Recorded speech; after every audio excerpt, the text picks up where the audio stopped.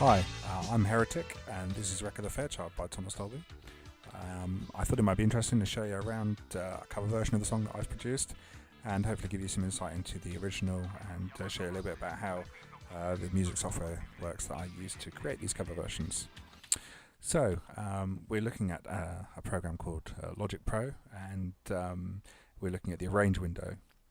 The Arrange window basically consists of a track layout, so we can see on the left hand side I've got a list of all the tracks that I'm using, and then as we move from left to right across the top here, we're basically moving through time from start to finish of the track. Each of these tracks, in fact most of them actually are MIDI tracks.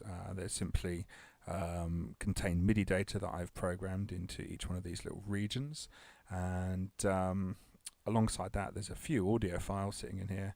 And in actual fact, the way that I generally start producing one of these cover versions is to start with the audio from the original track, which is what we were just listening to.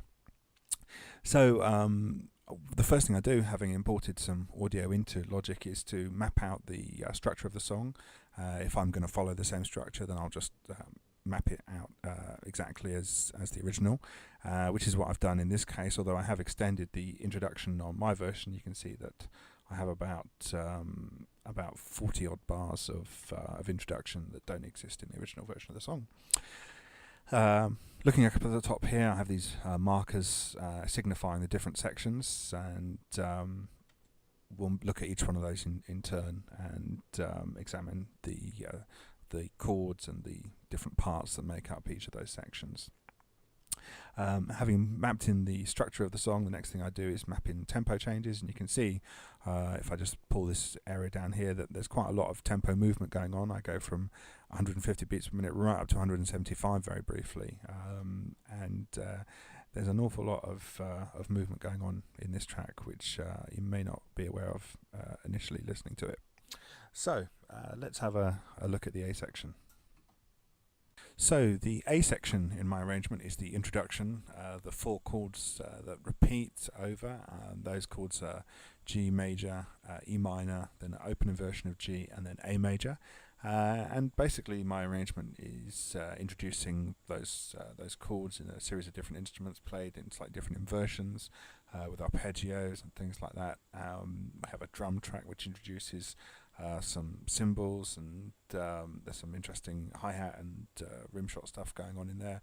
And I've also improvised a melody over the top of those chords, which bring us into the sort of a more familiar introduction to the song, with the electric piano playing those chords.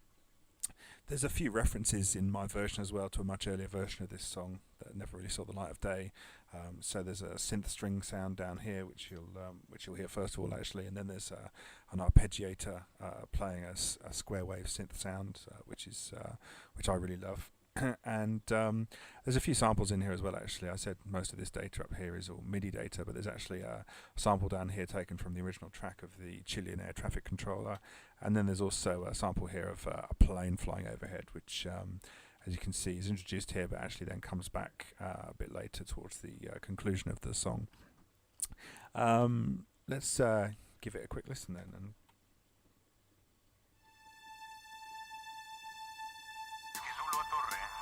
aparatan dificultades.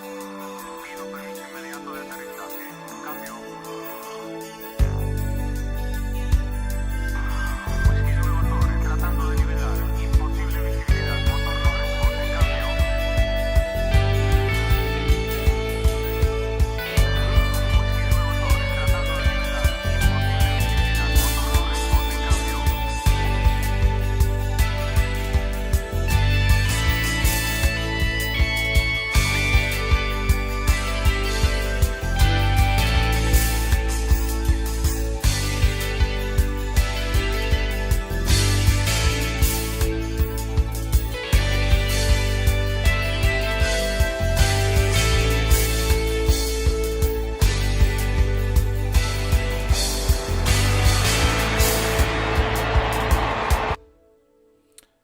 yeah, so there's quite a lot going on in there.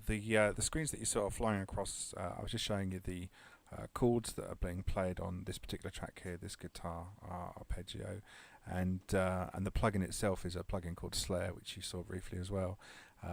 Slayer's an interesting guitar emulation tool that includes a series of samples and cabinets and amps and various playing aids that allow you to generate quite interesting sounding arpeggios by simply playing block chords.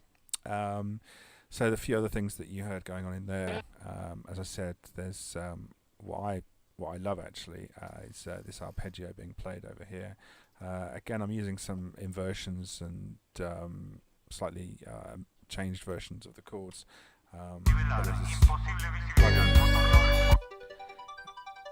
This plugin Albino is playing this arpeggio, and you can see just here is the arpeggiator section. It's a very flexible arpeggiator actually. It sounds a little bit like the introduction to Rio, I've realised, by Duran Duran. Classic sound.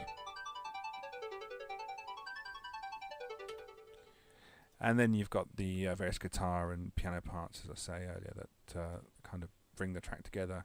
The chords, as I said, the G major and E minor, G, and then A again. And then we have the electric piano playing over the top of that.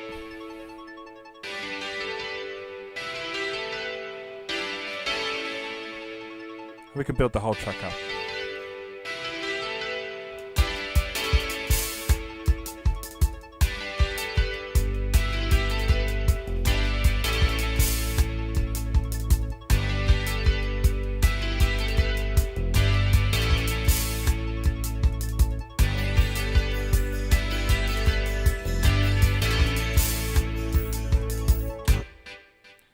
It seems so simple when you take it apart like that, doesn't it? It's one of the things I find most fascinating doing these songs is exploding them apart and listening carefully and discovering, you know, what parts are being played by which instruments and how they all fit together to create that kind of magic whole.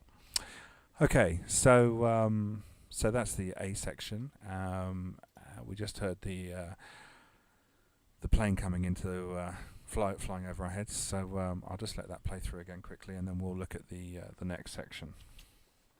I've just got to take out my solos. The funny buzzing noise that you might hear behind the scenes is the motorized faders on my mixer moving around a bit.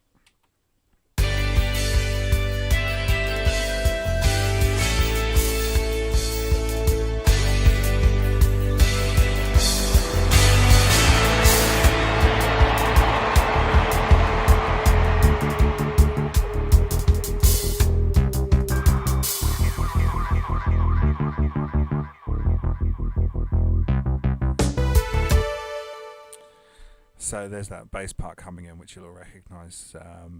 I wanted to highlight it slightly in my arrangement, which is why I have that kind of solo section, that bar where it's playing by itself.